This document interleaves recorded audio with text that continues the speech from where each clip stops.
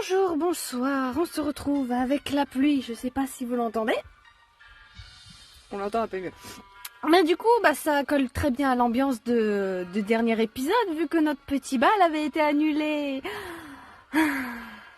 Du coup, on se retrouvait à la bibliothèque. Les mains tremblantes, j'avais ouvert le vieux cahier. Je le feuilletais et tombais à certains endroits sur les récits des tortures que Neil avait subies. À ces moments, je tournais vivement les pages. Les données scientifiques abstraites qui remplissaient les lignes ne m'intéressaient pas beaucoup non plus. Surtout que je pense qu'elle ne doit pas beaucoup y comprendre grande chose. J'étais à la recherche de quelque chose, mais je ne savais pas quoi. J'allais abandonner la lecture lorsqu'un paragraphe retint mon attention. Il ne faut pas oublier le but de cette recherche. Nous apprenons beaucoup sur les vampires de manière générale, mais c'est leur sang qui doit nous intéresser particulièrement. Ah, enfin! Le sang des vampires semble posséder des propriétés protectrices et régénératrices qui pourraient aider à sauver des vies humaines. Il faut bien sûr être très précautionneux. Le sang des plus anciens vampires semble particulièrement difficile à manipuler et mal dilué semble être létal. Ah, ça fait un peu penser à ce que faisait Ethan au final. Notre objectif, tout ce que nous le faisons pour le bien de l'humanité. Ouais, donc en gros, les vampires, c'est les souris de laboratoire. Je n'avais pas pu m'empêcher de lire ces mots à voix haute. Mais les larmes me montaient aux yeux et ma gorge se nouait. Mes parents, ils pensaient bien faire malgré tout. J'ai envie de dire oui. Les tortures, les trucs comme ça... les expériences, ça part d'un bon sentiment de base, sauf que tu peux, pour savoir exactement comment expliquer, comment marchent les choses, il faut faire des expériences et du coup il faut tester sur des gens ou des souris ou que sais-je encore. Il pensait vraiment que la fin justifiait les moyens. Ça veut dire qu'il y a vraiment une chance que Neil soigne Vladimir. Là, on va partir sur la C, c'est positif. Je ne peux pas continuer pour l'instant. Je ferais mieux de prendre l'air. Lily, tu tombes à pic. Aaron, tu ne devais pas aller faire un tour dehors? Si, j'étais dans la forêt, mais j'ai réalisé... Je ne t'ai pas demandé comment ça s'est passé hier. Après tout, c'est la première fois que vous passez vraiment du temps ensemble, Ivan et toi, depuis que j'ai failli mourir à cause de lui, c'est ça? C'est vrai que j'ai pas tilté, mais il nous a quand même demandé d'instruire notre agresseur. Je tilte comme non. Oui, depuis que tu as poussé la porte du manoir, bref. Il était très content de son entraînement avec toi. Il ne tarissait pas d'éloges, si tu veux tout savoir. Il m'a dit que tu n'y avais pas été trop fort, pour une première fois, et il t'en était reconnaissant. Par contre, il ne m'a pas dit ce que vous aviez fait. On a joué à chat. Nous avons fait une course, mais avant, j'ai essayé de lui apprendre à se dissimuler. Intéressant. Et qu'est-ce que tu lui as appris exactement? Pas grand-chose en fait. Ce qui me semblait logique. Et plus précisément, qu'il fallait qu'il imagine que sa survie en dépendait. Que compter sur ses capacités d'un vampire ne suffisait pas. Qu'il fallait s'entraîner comme pour tout. La B, ouais, non? Ou la C. La C aussi me plaît bien. Allez, on va mettre la C. Très bien. Je te remercie de tes réponses. Dans tous les cas, l'expérience a été positive, c'est bien. Peut-être que Neil et toi avez vraiment votre place parmi nous, finalement. On en reparlera, mais je vais te laisser. Je vais vraiment dehors cette fois. Bonne nuit, Lily. Il est parti tout d'un coup. J'espère que je n'ai rien dit qu'il ne fallait pas. Qu'est-ce que je vais faire, moi, maintenant? Du piano, peut-être. Ah, Lily, je suis ravie de te recroiser cette nuit. Comment vas-tu? Je me doute que les tensions ne doivent pas être faciles pour toi. Je commence à avoir l'habitude, tant que ça ne dégénère pas. C'est vrai que c'est pesant. Ouais, c'est vrai que c'est pesant au bout d'un moment. Je comprends. Ce qui me rassure, c'est de voir que Neil et toi semblez bien vous entendre. On est souvent sur la même longueur d'onde. On trouve des compromis. Au moins le minimum nécessaire. Ouais. Il a l'air vraiment très impliqué dans ton éducation de vampire, en tout cas. C'est vrai, il n'arrête pas de m'apprendre de nouvelles choses. Et finalement, tu as l'air de bien t'acclimater à ta nouvelle condition. Ce n'est pas toujours évident. J'ai encore plein de choses à découvrir. J'apprends à aimer celle que je suis devenue, carrément. Tant mieux, ce n'était pas gagné. Vivre dans le monde de la nuit n'est pas simple, mais on y trouve parfois une certaine forme de majesté. Tu parles un peu comme Neil, mais il aurait été plus affirmé que toi. Il aurait dit que tout doit être somptueux ou quelque chose du genre. Tu commences à bien le connaître ? Je ne sais pas. Parfois j'ai l'impression de savoir comment il pourrait réagir. Parfois je me dis que je ne sais rien de lui. Cela ne fait que quelques nuits que tu l'as rencontré. Il faut vous laisser le temps de vous apprivoiser. Mais j'ai l'impression qu'il en sait plus sur moi que l'inverse. Tu peux toujours l'interroger sur son passé. La dernière fois, il n'a pas voulu répondre. Il faut que je réessaye. Je ne sais pas vraiment qui il était avant, mais je peux aussi te parler de celui que j'ai découvert déchaîné au fond du manoir. Oui, volontiers. Il ne m'a presque rien dit sur ce moment. Ça ne m'étonne pas. Je suis pas certain qu'il se souvienne de grand-chose. Mais allons dans le petit salon, nous serons installés plus confortablement pour discuter. J'arrive tout de suite. C'est quoi ce bruit ? Tiens, on dirait que ça vient de dehors, devant la porte. Je pourrais aller voir, mais Vladimir m'attend. J'avoue. Bas les couilles du bruit. Lorsque j'arrivai dans la pièce sombre, Vladimir regardait les flammes danser, le regard perdu. Je tout sautais et il se retourna. Avant que tout le monde ne vienne au manoir, je passais beaucoup de temps ici. C'est vrai que quand tu es arrivé, il n'y avait que Neil. Oui, et encore, j'étais presque tout seul. Neil était tellement faible, il ne tenait pas debout, tu sais. Et tu l'as aidé à aller mieux ? Ce n'était pas toujours facile. Chaque nuit, je lui apportais des poches de sang fraîche. Il fallait que je m'en procure en ville assez souvent. Et je devais me débrouiller avec ma propre condition. Au début, il ne pouvait même pas boire, je me souviens. Je devais lui tenir la tête. Il se débattait presque. Il lui a donné la becqueté, quoi, c'est mignon. Il buvait et puis il replongeait dans une longue phase de sommeil. Parfois, elle durait plusieurs nuits. Je restais là, attentif. Je ne savais pas quand il se réveillerait, quand il aurait besoin de moi. Heureusement que tu étais là, et aussi dévoué. Peut-être, sûrement. J'avais l'impression de ne pas avoir le choix. Qu'est-ce que j'aurais pu faire d'autre ? Le laisser dépérir ? Non, c'était hors de question. Même si parfois j'en avais envie. À cause de ce qu'il t'a fait faire ? Comment ça ? Tu n'en pouvais plus ? Comment ça, ouais. Il y a eu des moments où Neil était invivable. Il reprenait un peu de force et il devenait hargneux, autoritaire. Il n'était pas reconnaissant que tu l'aides ? Non, pas du tout. Pas au début. Il me traitait comme un sous-fifre. Je ne faisais jamais rien assez bien. Oh, le mec bien toxique. Pourquoi tu as continué à prendre soin de lui alors ? Oui, tu aurais dû le quitter, enfin. Au fond, je savais que c'était parce qu'il souffrait.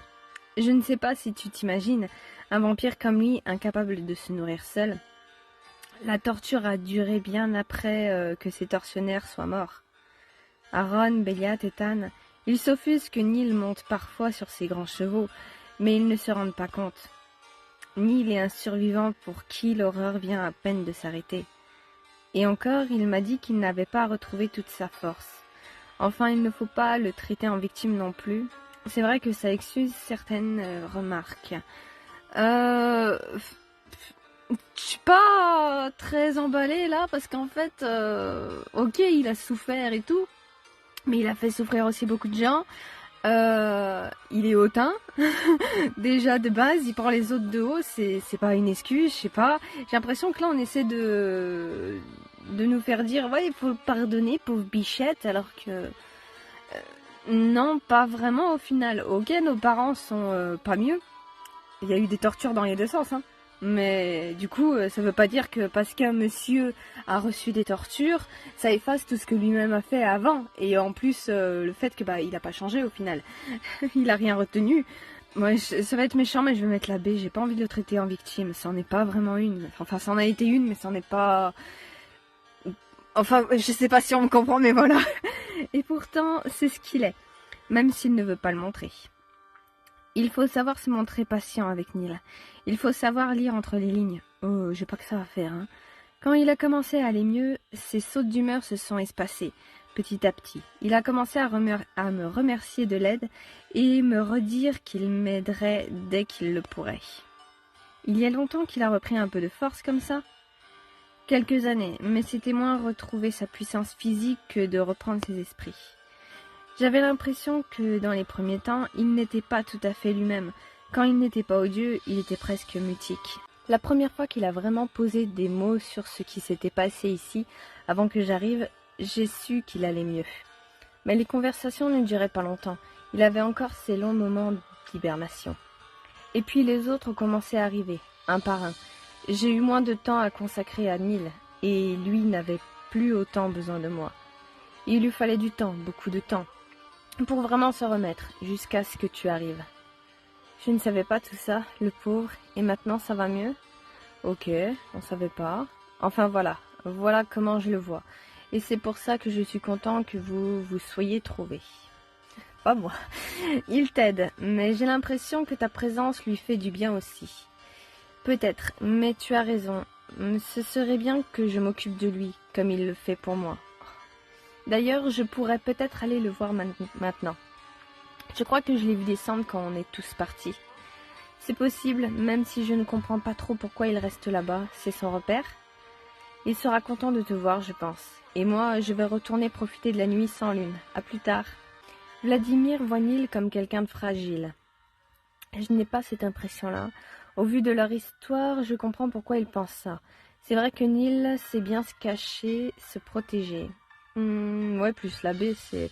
Vu qu'il a été témoin, c'est un petit peu normal que lui voit ça comme ça. Alors que nous, vu de l'extérieur, c'est pas... Enfin voilà, il a créé des liens, quoi. Je savais vaguement tout ce que Vladimir m'a dit. C'est bizarre, je m'inquiète davantage pour Neil maintenant. J'ai vraiment envie qu'il aille mieux, qu'il laisse toutes les horreurs qu'il a subies derrière lui. Mais pourquoi est-ce que ça me tient tellement à cœur? Pourquoi est-ce que je m'en fais autant pour lui? Neil peut ronchonner parfois, mais aussi avenant, gentil et tellement noble. Je vais faire mon possible pour t'aider à aller mieux, je te le promets. Neil, c'est moi, je peux entrer? Oui, bien sûr. Je ne m'attendais pas à te voir ce soir, et surtout pas ici. Je voulais voir comment tu allais, je voulais reparler de cette histoire de bal avec toi. J'étais surprise que tu m'aies pas préparé un entraînement quelconque. Et on tente de lui reparler du bal, allez. Il n'y a pas d'histoire. Un tel bal entre vampires et humains est une disgrâce. Je ne laisserai jamais faire ça. Je ne comprends pas ton point de vue. Non, ce n'est pas si grave. Je voulais juste te dire que j'étais du même avis que toi. C'est pas si grave, mais bon, ça aurait été bien, quoi. Faire entendre raison à Béliat et aux autres était déjà assez fatigant. Je préférais qu'on parle d'autre chose. C'est vrai que tu ne m'as pas l'air très en forme. Il faut que tu ailles chasser? Non, je suis encore repue de notre précédente sortie, grâce à toi et à ton flair remarquable. Tu as appris vite et tu sais reproduire mes enseignements sans erreur. Merci. Tu es certain que te nourrir ne te ferait pas de bien? Ça t'avait vraiment revigoré hier. Je sens que je deviens toute rouge. Vite, changer de sujet. C'est vrai que j'ai écouté ce que tu me disais et je n'ai pas étanché ma soif. Mais je n'ai ni besoin ni envie de repartir en chasse maintenant. De toute façon, la nuit est déjà bien avancée. C'est vrai, entre ma discussion avec Aaron et celle avec Vladimir, je n'ai pas vu le temps passer. Et qu'est-ce que vous vous êtes dit exactement? Rien de particulier, des petites choses de colocataire. Vladimir m'a un peu parlé de toi. Aaron me demandait comment s'était passé l'entraînement hier. On va mettre la A. Je vois, Vladimir a déjà essayé de me parler de la répartition des tâches domestiques. Mon conseil, ne te laisse pas embarquer là-dedans. J'ai l'impression que c'est plus facile à dire pour toi. Parce que je suis un Yolman, peut-être. J'ai l'impression que t'imposer te vient naturellement. C'est une qualité qui s'apprend, par la pratique. En tout cas, c'est ainsi que j'ai forgé mon caractère. Quand tu étais encore jeune, j'ai grandi en Irlande pendant ce que les hommes appellent je crois que c'est le 5, du coup le V, il me semble, je suis pas sûre. Je récupérerai ça au montage au pire. On m'appelait Nilal. Oulof. Oh mon Dieu, mais je sais pas ce que c'est. Je pense qu'il y en a qui me diront dans les commentaires ce que c'était. Tu as été quoi? Pardon, roi suprême d'Irlande. Jusqu'en 450 à peu près. Je suis le fils du roi... Ah ouais, ma mère était sa seconde femme, Karenana. Peut-être as-tu entendu parler de moi. Ça ne me dit rien. Neil, je n'y avais jamais pensé comme O'Neill, le nom de famille. Y a pas une histoire de kidnapping? C'est vrai que O'Neill, moi aussi, ça me parle. Comme ça, on va mettre au hasard. Oui, de ma dynastie a émergé la généalogie des O'Neill, pour le meilleur et pour le pire. Avoir une généalogie ou à son nom, c'est quand même quelque chose, non? Certes, c'est la preuve de l'influence de mon règne. Pourtant, il s'agit de rejetons humains qui se sont appropriés le nom. Attends, une dynastie, ça veut dire que tu avais une femme, des enfants, une famille? Pourquoi ça m'embête autant? Qu'est-ce que je m'imaginais? Des concubines et des héritiers, oui. Une famille, non. Je construisais un royaume, pas de relations personnelles. Ces liens, tu les as eus à un autre moment de ta vie? Pourquoi j'insiste comme ça? C'est pas vrai. Non, les attaches sentimentales ne m'ont jamais réellement intéressée. Je soupçonne qu'il s'agisse de sentiments humains. Les vampires ne sont jamais amoureux. J'ai déjà vu certains de nos semblables se complaire dans les jeux de l'amour, mais je n'arrive pas à comprendre ce qu'ils en ont tiré à part du chagrin. De la tendresse, de la force, de la complicité... La tendresse, ouais. Je te crois sur parole. J'ai bien sûr déjà éprouvé une certaine forme d'affection pour quelques-uns de mes compagnons de route. Mais l'amour est un sentiment que je n'ai pas connu. Ah, avoir de l'affection, il y a plusieurs sortes d'amour, hein. T'es attaché à quelqu'un, on peut déjà considérer ça comme de l'amour, hein, Minette? Et celui de tes proches, tes amis, tes parents? Ma mère m'a abandonnée dans la plaine de Tara. Elle avait peur de Mongulfand, la première femme de mon père, qui était une puissante vampire. Ah, donc c'était déjà un vampire. Je me posais la question de savoir si c'était déjà un vampire ou s'il était devenu après ou pendant même. J'ai été recueillie par un barde humain, Torna, et a vite remarqué ma puissance et je l'ai poussé à m'emmener à la cour du roi lorsque j'ai été assez grand. Mon père m'a reconnu, mais je n'étais pas légitime, ni à ses yeux, ni à ceux de mes frères cadets. J'ai demandé à Main de désigner son successeur, et il a imaginé un concours. Il nous a enfermés, mes frères et moi, dans une pièce avec un canif au milieu de la salle, dans une forge en flammes, et nous a demandé de sauver ce que l'on voulait. J'ai réussi l'épreuve, mais il n'était toujours pas satisfait. Mais je voulais pas abandonner ce qui était mien. J'ai cherché une puissante succube dont j'avais entendu parler. Elle m'a promis que j'obtiendrais le royaume si je lui offrais ma première nuit avec une femme. Je la lui ai accordée et lorsque je suis rentrée au château, mes frères avaient disparu. Alors tu vois, l'amour, ce n'est pas pour les vampires, je pense. Je suis désolée que ton enfance ait été si difficile. Ce n'est pas parce que tu ne l'as pas encore vécu que ça n'existe pas. Tu es sûre de toi? Ouais, on va... Là, je vois pas quoi d'autre lui dire. Ne le sois pas, j'ai été roi. J'ai dirigé mes armées et gouverné des provinces. Enfin, voilà qui j'étais. Et qui sait qui je serai quand j'aurai retrouvé ma puissance. Tu seras de nouveau pleinement toi, tu seras celui que tu as envie d'être, tu seras un nouvel homme. Il sera pleinement lui à nouveau. Hein. J'ai pas l'impression que Neil c'est quelqu'un qui change beaucoup. Hein. Nous verrons bien. Mais demain est une nouvelle nuit. Le soleil s'est levé et parler du passé m'a vidé de mes dernières forces. Est-ce que je pourrais te demander de te retirer, Lily, si cela ne te dérange pas? Non, ça ne m'embête pas, on se verra demain, repose-toi bien. Je lui ai dit que ça ne m'embêtait pas et pourtant... Je n'avais pas envie de partir, j'avais envie qu'il continue de parler. Il dit qu'il n'a jamais connu l'amour, mais seulement de l'affection. Est-ce que c'est si différent que ça? On peut être affectueux sans être amoureux. Câlin, c'est le principe, non? En tout cas, pour moi, c'est pas la même chose. C'est deux choses différentes. Faut juste que j'appuie, j'ai bugué, je sais pas pourquoi. Peut-être que l'affection peut évoluer en amour. Et si un jour il s'était attaché à quelqu'un, peut-être qu'aujourd'hui avec moi... Non, je me fais des idées. Oh, ça fait longtemps qu'on n'avait pas vu de jour le château. Et je viens de remarquer que là, l'étagère, à côté, on est d'accord qu'il y a une vitre qui est pétée, là aussi. C'est quoi ce délire? Le ménage n'est pas fait en fait, je me rends compte que maintenant. Pensez à autre chose, le bal. Voilà, j'ai toujours été curieuse. Si je suis honnête avec moi-même, est-ce que j'aurais aimé voir ça? Non, vraiment pas. J'ai beau y repenser, ça ne me donne pas envie. Bon, j'admets un peu, mais ça me passe au-dessus de la tête. J'aurais vraiment aimé profiter de ce moment. Tant pis. Ah bah moi j'aurais aimé, ouais, clairement. Il fait grand jour et pourtant je n'ai pas sommeil. Qu'est-ce que je peux faire d'autre que retourner à ma chambre? Je me dirigeais d'un pas décidé vers le piano. J'inspirais profondément et laissais courir mes doigts sur le clavier. On va tous les réveiller. Mon esprit embué commençait à se vider de mes interrogations lorsque la porte s'ouvrit en grand. C'est quoi ce ramdam? T'as pas vu l'heure? Il y en a qui pioncent ici, c'était sûr. C'est vrai, désolé. J'espère bien que t'es désolé. Allez, salut. Il était pas sympa. Voilà, pour le coup, c'est ta faute, tout le monde dort. Je l'ai dit juste avant. Mais il a raison. Je ferais mieux d'arrêter. Et nous aussi, on va se coucher. Je suis à moitié déçue, à moitié énervée.